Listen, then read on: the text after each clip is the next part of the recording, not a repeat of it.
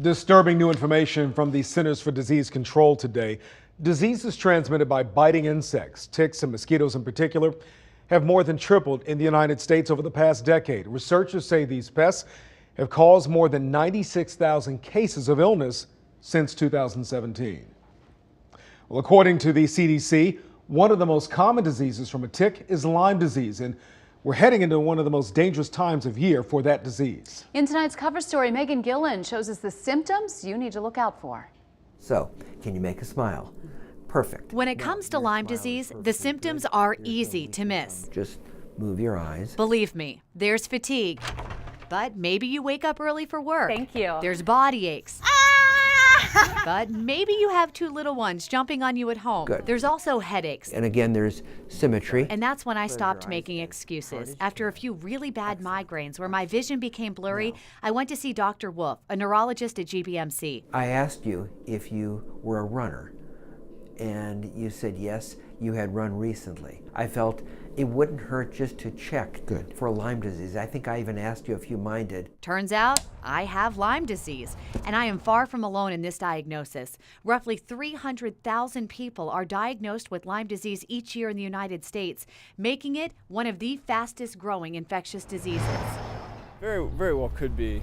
Unfortunately for Justin Decker, he's one of them. I just figured I'd get better. Decker is a hospital administrator. He's a husband and father of two whose life has been drastically impacted by Lyme disease. You just wake up and you kind of have to get on with your day and push through that feeling. It's transmitted to humans through the bite of infected black-legged ticks. This is a adult male tick that has not fed yet, so you can see he's flat, he is not engorged. They feed anytime it's over 40 degrees. And this engorged male is fed because now you can see instead of being a slender, flat tick, he's swelled up. Dr. John Alcott says Maryland is a hotbed for ticks. But we see misdiagnoses all the time. Especially when you don't see that classic bullseye rash. Actually, only about 20% of the rashes look like that. The majority of the rashes don't have that, red, white kind of look to them. They're usually uniformly red or reddish blue. They are always round or oval though.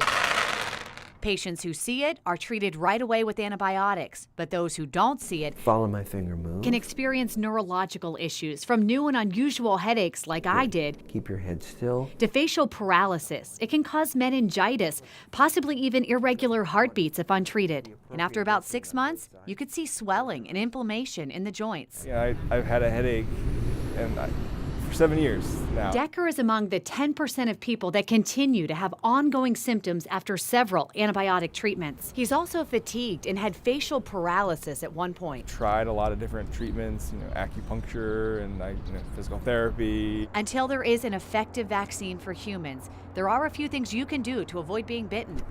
Doctors recommend if you're going to be outside for a while, wear long pants. Make sure you have long sleeves on, and you can even treat your clothes with a tick repellent that has permethrin inside. Most importantly, if you're going to be out on the trails, try to stay on the trail and avoid some of the high grass areas.